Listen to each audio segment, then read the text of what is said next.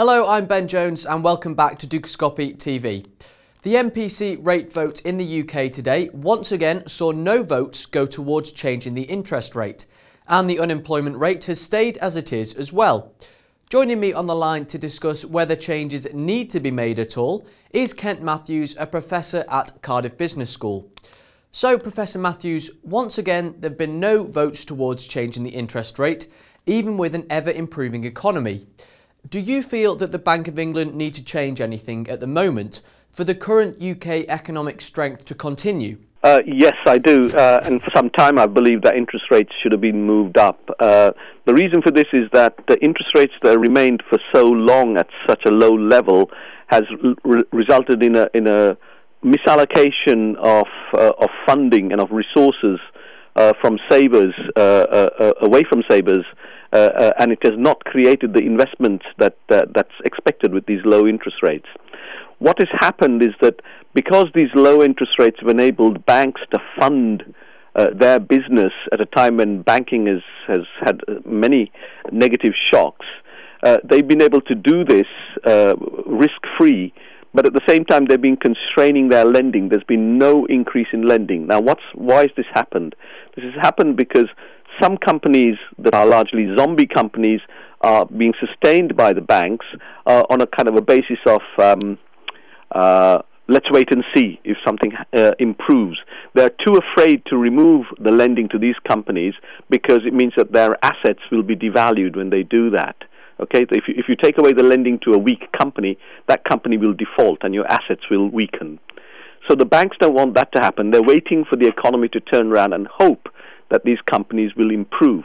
In the meantime, companies that need to get lending have not been getting this lending, and that's the reason why bank lending hasn't been growing, even though interest rates have been almost zero.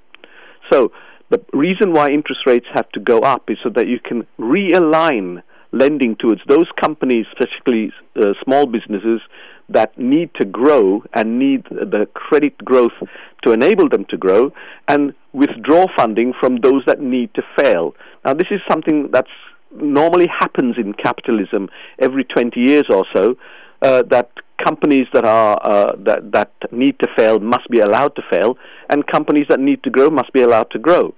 And the funds have to be allocated from one to the other. When you have a system where interest rates remain for 4 or 5 years at 0.5%, this distorts the price of credit. That there's not a proper way of allocating resources appropriately. Now, how should the Bank of England deal with this? Well, quite right. I mean, the Bank of England will carry on with low interest rates because I think that's the only tool available to them. What they could do is, in fact, start to raise interest rates and also at the same time increase quantitative easing. This will have the effect of lowering the long-term rate of interest, but start raising the short-term rate of interest so that the banks are then able to withdraw credit from those companies that really do need to fail and start providing credit to those companies that really need to grow. At the same time, the Bank of England, through quantitative easing, by lowering the long-term rate of interest, will take out some of the risks in the bond market and enable, therefore, things like housing finance to be sustained, and also allow companies that are large to enter into the bond market and issue bonds at the same sort of interest rates as long-term interest rates. Now, the unemployment rate has stuck at 7.2%. This is what many were expecting. In your opinion, is it a sign that the UK is going to struggle to get below that 7% mark? Or do you think figures will eventually start to creep lower again? No, I think we have just about reached what some economists call the natural rate of unemployment.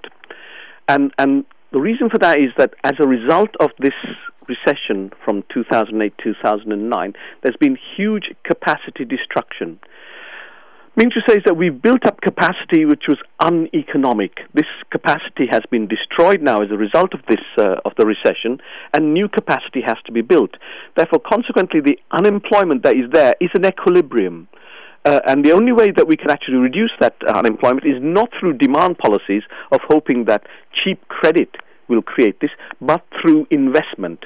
Now, the Chancellor might unveil something in the budget to help in small companies and large companies to invest. But at the moment, companies are not investing. Large companies are not investing because they cannot see anything in the future to do that. They also see very large budget deficits and a large debt which has to be financed in the future. They're being very rational by holding back their investment, because if they were to commit, there might well be future tax increases as another government that comes in 2015 that will be placed on them, and which will then have an effect on their expected return on equity. Whereas small businesses aren't able to invest because they can't get the credit from the banks. Refer to my answer to my first question, to the first question. So you can see that there's a connection here. Unemployment is roughly about 7%. Feels like the natural rate, because we're finding that pushing through that number is harder. Push any further through that and you'll see inflation starting to rise. So I don't think that we're going to see the kind of figure that the forward guidance that Market Carney has given us, that somehow when unemployment gets below 7%, interest rates will start to rise. What will happen is that at 7%, inflation will start to rise in about 6 months' time, and interest rates will rise anyway. That's all we've got time for today. Kent, thank you for joining us. I'll be back tomorrow with another exclusive interview, but for now, goodbye.